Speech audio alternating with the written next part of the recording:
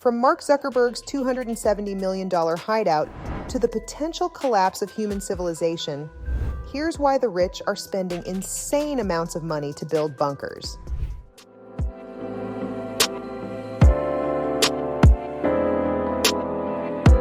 Now, y'all don't need me to tell you about Mark Zuckerberg's recent building project, right? He's forked over $270 million to construct a sprawling complex that includes a massive bunker. Just to be clear, the bunker alone covers an astounding 5,000 square feet, and it's just one part of the 1,400 acres that comprise the complex located on the Hawaiian island of Kauai. Zuckerberg's invested in 12 buildings containing 30 bedrooms, all with attached baths. And let me tell you, getting just one ensuite in this economy is something only the rich could afford, let alone 30. Oh, and did I mention the property has about 11 tree houses as well? They're connected by rope bridges, so we might just be witnessing the creation of a bona fide apocalyptic community center here. I'm not exaggerating when I call it apocalyptic, by the way. This complex is built to withstand all kinds of disasters.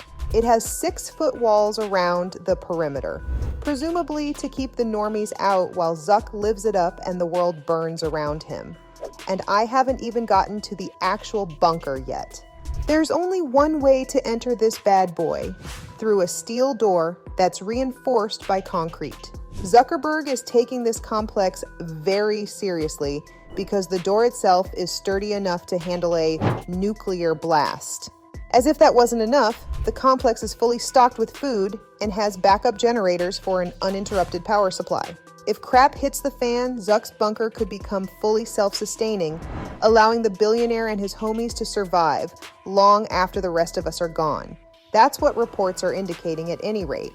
And I believe what people are saying because the project's construction was shrouded in secrecy from the get-go.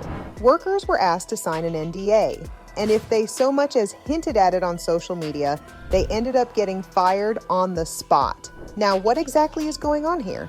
I mean, Zuckerberg pledged to give all of his wealth away back in 2015.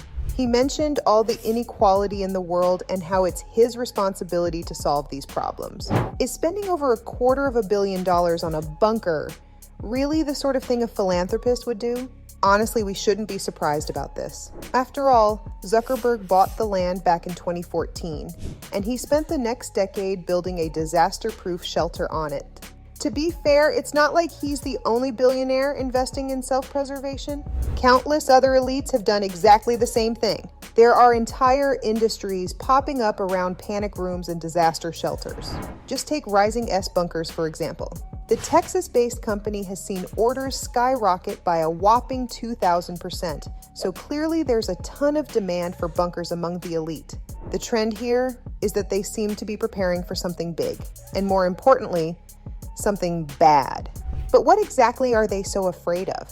Well, geopolitical tensions happen to be at an all-time high, not to mention the sorry state of the economy. Let's focus on geopolitics first. Russia's invaded Ukraine, right?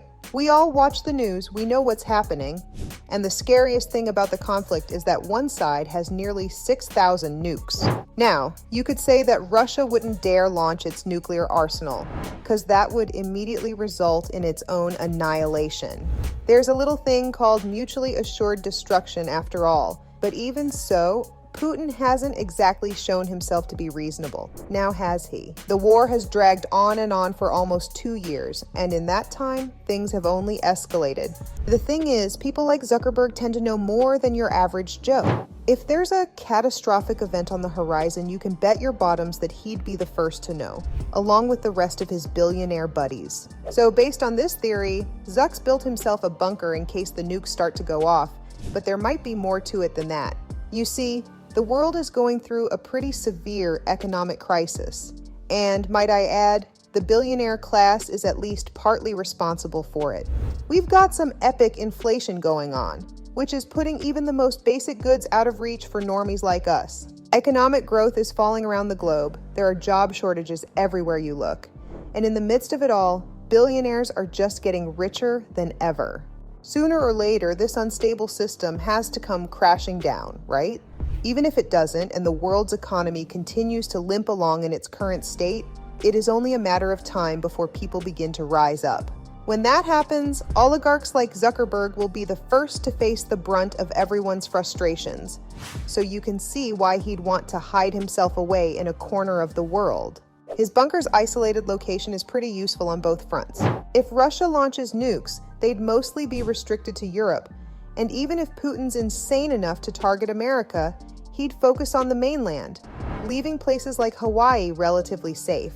The same goes for a potential uprising as well. No matter how frustrated the masses are, they simply won't be able to touch Zuck and his billionaire buddies on their secluded islands. If you want my unfiltered opinion, Hawaii is becoming a hotbed for the obscenely rich, and it's not for the reasons you might think.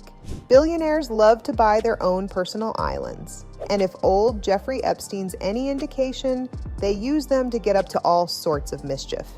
But what if they're not just using them for eyes wide shut-esque paids? What if there's something even more sinister going on? Beginning in the early 2000s, a bunch of elites started buying up property in Hawaii. Mark Benioff, the CEO of Salesforce, blew a cool $12.5 million for some land in Maui back in the year 2000. In 2011, Peter Thiel, founder of PayPal, and one of Zucky Boy's first outside investors, spent over $27 million on a property. That bought him a 1.7-acre oceanfront estate that's dripping with decadence. And is it really a coincidence that he chose Maui out of all the places in the world? Hawaii has abundant resources, and it's completely cut off from the rest of the world, making it the perfect place to weather the storm if worst comes to worst. The Maui wildfires made this whole trend even more interesting, mostly because of the telltale signs of billionaire tomfoolery happening in the background. While the island was burning down, real estate developers reportedly approached residents and offered to take their property off their hands. It sounds awfully convenient, doesn't it? We've all heard the rumors that the fire was intentional, and the homes of some pretty important people were somehow left untouched. I'm looking at you, Oprah. That charity video ain't fooling nobody. Or, well, it's obviously fooling some people. Because the Maui Fund received millions of dollars from ordinary people, even though the billionaires setting up this fund could have easily repaired the damage 10 times over with their own cash. The fact that secret real estate deals were being made is important to note here, because it shows that there were attempts to obtain more real estate while the prices were low. Look, I'm going to ask you a question. If you knew that a fire had erupted out of nowhere, would you buy land in that area? Or would you steer clear of it? The logical thing to do is to avoid Maui in case something like this happens again. Yet, for some reason, shady realtors were trying to snap up parcels of land. All of this makes one thing very likely. Billionaires are afraid that human civilization is about to collapse, and they're spending massive chunks of their ill-gotten wealth to protect themselves however they can. I've barely scratched the surface of the list of billionaires who've set up shop in Hawaii. Larry Ellison, founder of Oracle, spent $300 million to acquire 98% of the island of Lanai. Paul Allen owned a 22-acre compound in Maui, and that's still just the tip of the iceberg. The billionaire class is converging in this part of the world, and if Zuck's complex is anything to go by, they're planning for the worst.